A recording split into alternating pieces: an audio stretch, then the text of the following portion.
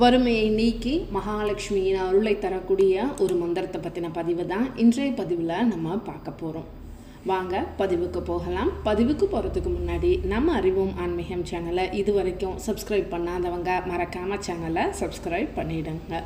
ஒவ்வொரு மாதத்துலையும் அதாவது ஒவ்வொருத்தருக்கும் ஏதாவது ஒரு கஷ்டம் வந்துக்கிட்டே இருக்குங்க.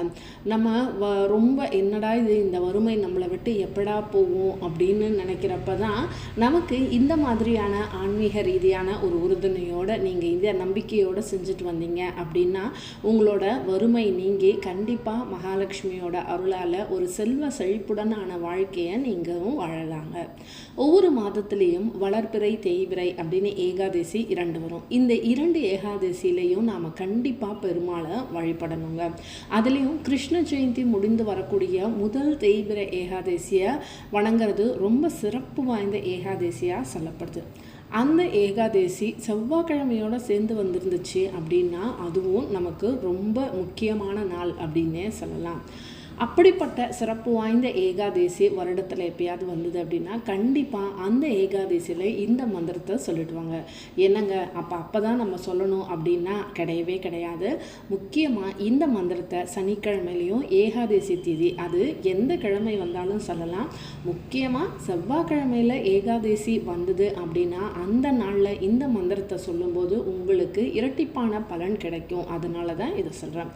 விரதங்கள்லேயே ரொம்ப சிறப்பு வாய்ந்த விரதமாக கருதப்படுறது தான் இந்த ஏகாதசி விரதம்.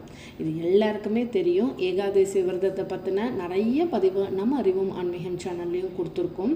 அப்படிப்பட்ட ஏகாதசி விரதத்தை யார் ஒருத்தவங்க தொடர்ச்சியாக எடுத்துகிட்டு இருக்காங்களோ அவங்களுக்கு கர்ம வினைகள் அதாவது முன்பிறவி பாவங்கள் அனைத்தும் நீங்குவதோடு மகாவிஷ்ணு மற்றும் தேவியரின் பரிபூர்ண அருளையும் நீங்கள் பெறலாமுங்க. அப்படிப்பட்ட சிறப்பு வாய்ந்த ஏகாதசியின் பொழுது நீங்கள் பணம் தொடர்பான அனைத்து கஷ்டங்கள்லேருந்தும் தீர்வதற்கான ஒரு சிறந்த வழி என்ன அப்படின்னா அந்த ஏகாதசியில் நீங்கள் விரதம் இருக்கிறது தாங்க. ஏகாதசி அன்னைக்கு காலையில் பிரம்ம முகூர்த்த நேரத்தில் எழுந்து சுத்தபத்தமாக குளிச்சுட்டு வீட்டு பூஜை அறையில் பெருமாள் படத்தை சுத்தம் செஞ்சு துளசி மாலை சாற்றி ஒரு நெய் தீபம் ஏற்றி வச்சுட்டு குறைஞ்சபட்சம் இந்த மந்திரத்தை 11 முறை சொல்லுங்கள். அதுக்கு மேலே கூட வேணாம். 11 முறை நீங்கள் சொல்லிட்டு வந்தாலே போதும். இந்த மந்திரத்தை கூறுவதற்கு முன்னாடி எந்த விதமான திரவ உணவுகளை கூட எடுத்துக்க வேணாம். அதாவது வெறும் வயிற்றில் தான் இந்த மந்திரத்தை சொல்லணும். என்ன மந்திரம்னு நான் ஒரு தடவை வாசிக்கிறேன். பதிவில் வந்துட்டு இருக்குது, பார்த்து எழுதி வச்சுக்கோங்க. கண்டிப்பாக இந்த மந்திரத்தை நம்பிக்கையோடு சொல்லிட்டு வாங்க.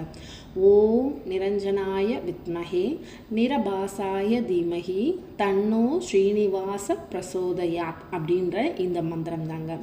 விரதம் இருக்கிறவங்க குறைஞ்சபட்சம் அவங்களின் விரத நிலையை பொறுத்து இந்த மந்திரத்தை சொல்லலாம். அதாவது 11 முறை சொன்னாலே நம்ம வாழ்க்கையில் இருக்கக்கூடிய அனைத்து விதமான வறுமையும் கண்டிப்பாக நீங்கும்.